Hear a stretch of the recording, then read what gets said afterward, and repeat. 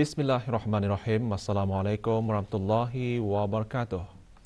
Rancangan TV Bacaan Hafazan 30 Juzul Al-Quran dilancarkan bagi memberi peluang kepada penonton untuk dapat mengikuti bacaan Al-Quran dengan kaedah bacaan yang betul dan sempurna serta menghayati terjemahannya. Diadakan bagi menyemarakkan lagi sambutan Nuzul Al-Quran, majlis pelancarannya berlangsung di Dewan Persidangan Pusat Dakwah Islamiah. Disempurnakan oleh Yang Berhormat Pihin Udana Khatib Datuk Paduka Seri Setia Ustaz Haji Awang Badarudin bin Pengarah Datuk Paduka Haji Awang Osman, Menteri Halihum Gama. Rancangan tersebut dilancarkan oleh Institut Tahfiz Al-Quran Sultan Haji Hasanah Bolkiah dengan kerjasama Pusat Dakwah Islamiah dan Radio Televisyen Brunei.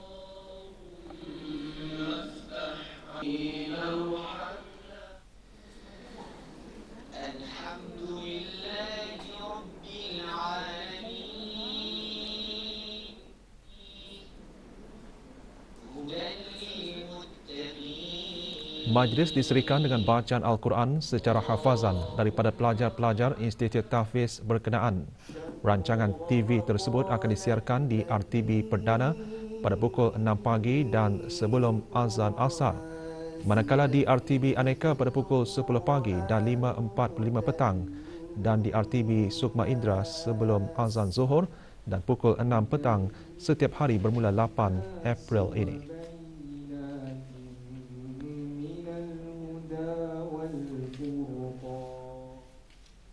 Negara Brunei Darussalam menyokong kedaitahanan ASEAN dan berharap memantapkan inisiatif dan projek keselamatan makanan yang dicadangkan serta kolaborasi kewangan dan kesihatan.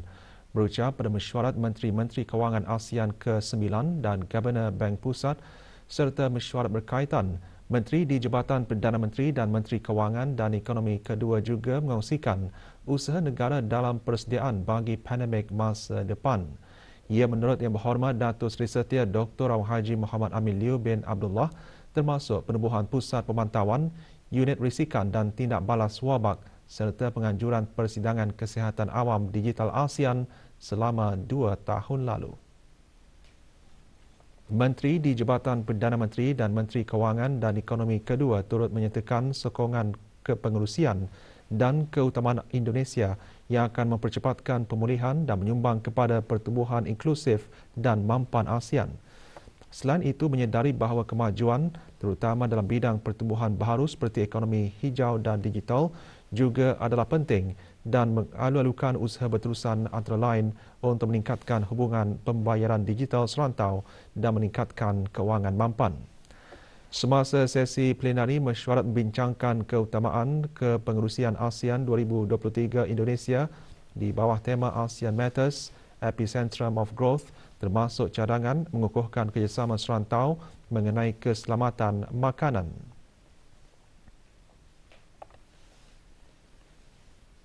Pusat Kebangsaan E-Kerajaan EJNC, Kementerian Pengangkutan dan Info Komunikasi mencapai 15 tahun penubuhannya. Bersempena sambutan tersebut, Majlis Solat Hajat Berjemaah dan Doa Kesyukuran diadakan di Surau Lapangan Terbang Antarabangsa Brunei. Hadirin berhormat Pengiran Datuk Seri Setia Syamhari bin Pengiran Datuk Paduka Haji Mustafa, Menteri Pengangkutan dan Info Komunikasi.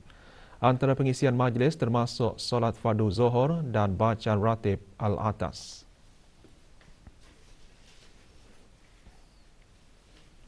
Jabatan Perdana Menteri dan jabatan-jabatan di bawahnya meneruskan lagi majlis tadarus lewat petang kemarin. Majlis tadarus yang dikeluarkan oleh Jabatan Perkhidmatan Elektrik dengan kerjasama ahli Jawatan Kuasa Takmir Masjid Utama Muhammad Saleh berlangsung di Masjid Utama Muhammad Saleh, Pekan Bangar, Temburong.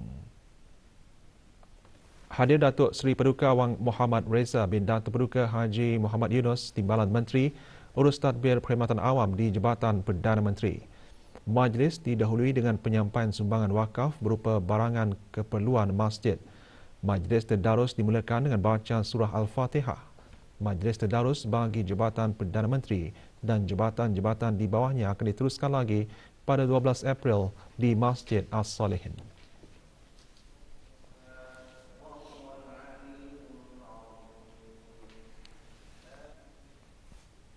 Pesakit yang menghidap tuberkulosis TB atau batuk kering secara amnya memerlukan rawatan dengan mengambil ubat di bawah pengawasan petugas kesihatan dalam tempoh tertentu. Sekiranya rawatan diikuti sepenuhnya, pesakit dapat sembuh. Walau bagaimanapun, TB dikenali dengan pelbagai tahap kekebalan terhadap ubat-ubatan. Di negara Brunei Darussalam, insiden kadar kes kekebalan kuman TB terhadap ubat-ubatan anti-TB adalah rendah. Justru langkah sewajarnya perlu diambil bagi memastikan bilangannya kekal berkurangan. Dalam temu bual bersama RTB, Dr. Awang Muhammad Rio Syafiee bin Salor, Pegawai Perubatan Bahagian Kawalan Penyakit Perkhidmatan Kesihatan menjelaskan beberapa langkah penting untuk mengekalkan bilangan kes seumpamanya kekal pada tahap rendah. Pesakit TB perlu dipantau secara kerap.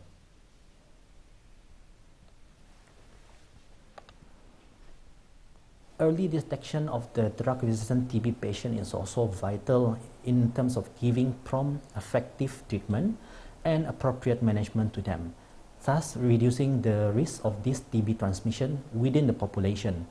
Lastly, the guideline of medication use in the treatment of the drug-resistant TB must always be updated and correspond accordingly to the World Health Organization guidelines so that patient can receive a high-quality treatment from our healthcare services.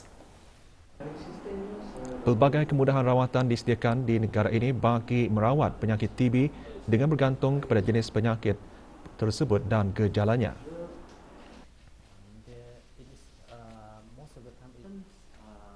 For patients who are unstable and have severe symptoms, they will need to be treated in Vipas Hospital first before they being sent to the National Isolation Center in Tutong District. We do also have the National Tuberculosis Coordinating Center, NTCC, which is located in Kiarong. Auda ingin mencari kelainan dalam bersahur secara santai bersama keluarga dan kawan-kawan. Sahur Saturday di Container Park Kampung Anggrek Desa ada jawapannya. Sahur Saturday diadakan pada setiap hari Sabtu bermula 10 malam sepanjang bulan Ramadan. 22 pengusaha mengikuti acara Sahur Saturday yang diugiahkan oleh Big Begawan Project dan disokong oleh Darussalam Enterprise Day. Diadakan bagi tahun ke-7, Sahur Saturday membantu para pengusaha tempatan untuk menambah pendapatan dan mempromosikan produk makanan mereka kepada orang ramai.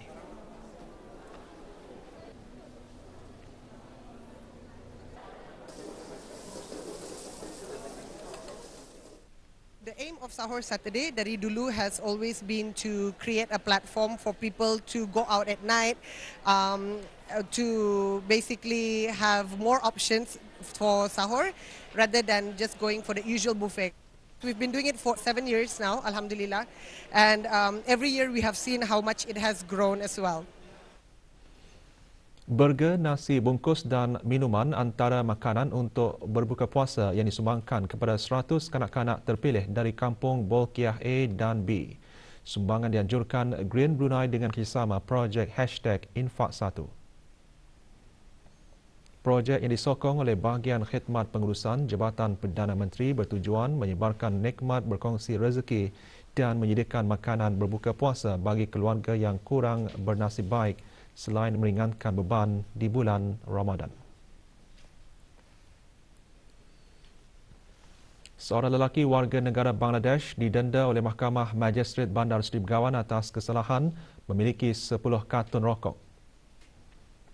Nobi Hassan berusia 35 tahun didenda RM10,000 atau 10 bulan pemenjaraan jika gagal membayar denda. Semua barang terlibat iaitu rokok dirampas untuk diserahkan ke kerajaan bagi tujuan dimusnahkan. Wang tunai sebanyak RM1,500 hasil penjualan rokok juga dirampas dan diserahkan ke kerajaan untuk tindakan lanjut. Tertuduh ditangkap oleh bahagian penguatkuasa Undang-Undang Jabatan Kastam dan Eksais Diraja Cawangan Brunei dan Muara pada 6 Mac lalu di Kampung Kiarong.